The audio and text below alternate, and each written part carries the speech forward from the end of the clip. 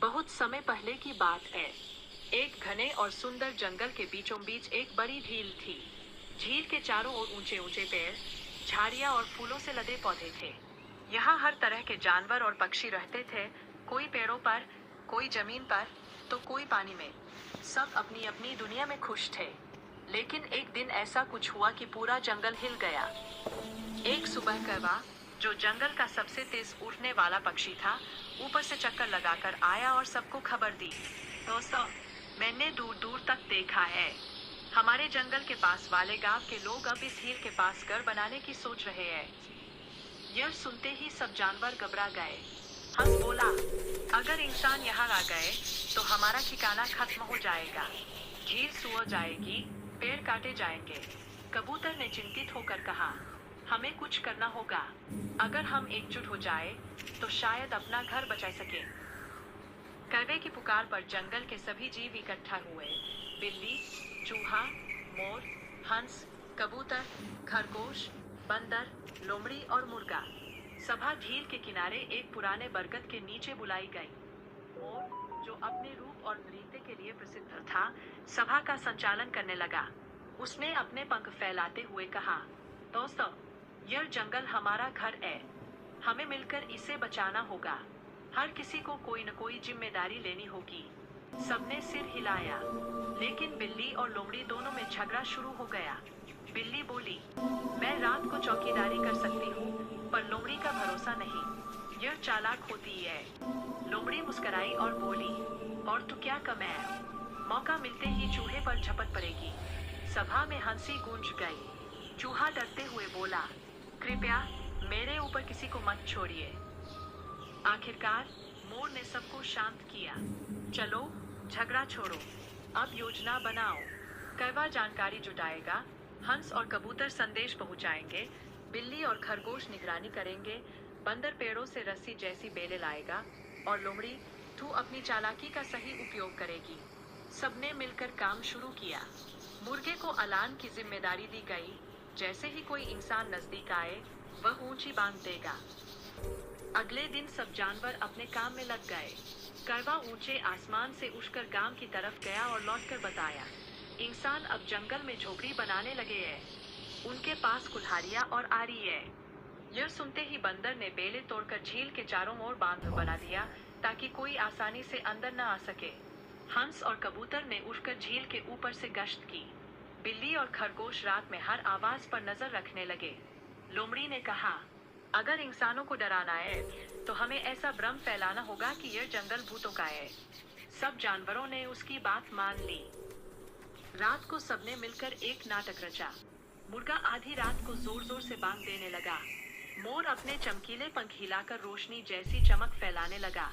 कौवा पेड़ों पर बैठकर भयानक आवाजें निकालने लगा। लोमड़ी झाड़ियों में घूमती हुई भूतनी जैसी चीखें मारने लगी, और बिल्ली ने अपनी हरी आंखों से झाड़ियों में चमक पैदा की। गांव के कुछ लोग जो पेड़ों के पास सोए थे, यह सब देखकर डर गए। उन्होंने कहा, यह जगह ठीक नहीं लगती, यहाँ तो आत्माएं रहती है, और भागते भागते गांव लौट गए। अगली सुबह सब जानवर खुश थे। हमने इंसानों को भगा दिया। बंदर उछलते हुए बोला। लेकिन हंस बोला, अभी खतरा पूरी तरह टला नहीं है। इंसान चालाक होते हैं, वे वापस आएंगे। बिल्ली बोली, तो हमें जंगल में कोई नेता चुनना होगा जो हर समय हमारी रक्षा की देखभाल करे। सभा फिर बुलाई गई। मोर, हंस और लोमड़ी तीनों ने नेतृत्व की दावेदारी पेश की। मोर बोला, मैं सुंदर हूँ और सबका मन खुश रख सकता हूँ।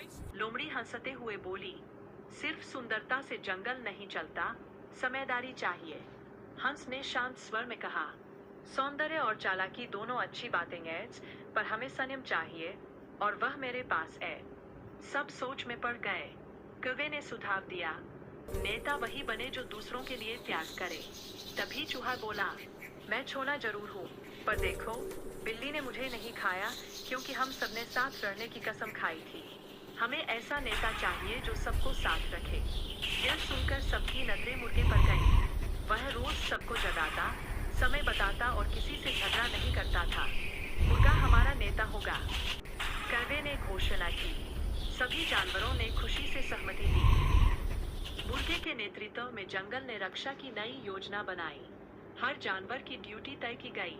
कौवा आसमान से निगरानी करेगा, बिल्ली रात की पहरेदार बनेगी, लोमड़ी रणनीति बनाएगी, खरगोश जमीन पर बिल बनाकर रास्ते बंद करेगा, मोर और हंस हील की देखरेख करेंगे, कबूतर संदेशवाहक रहेगा, बंदर पेड़ों से फल तोड़कर सबको खिलाएगा, चूहा हर जगह छोटी छोटी सुरंगों में खबर पहुंचाएगा। सभी जानवर मिलकर काम करने लगे। कुछ दिन बाद गांव के लोग फिर लौटे। इस बार वे और भी ज्यादा उपकरण लेकर आए थे। कौवे ने आसमान से देखकर मुर्गे को खबर दी। मुर्गा ऊंची आवाज में बोला, सावधान, इस अनर है।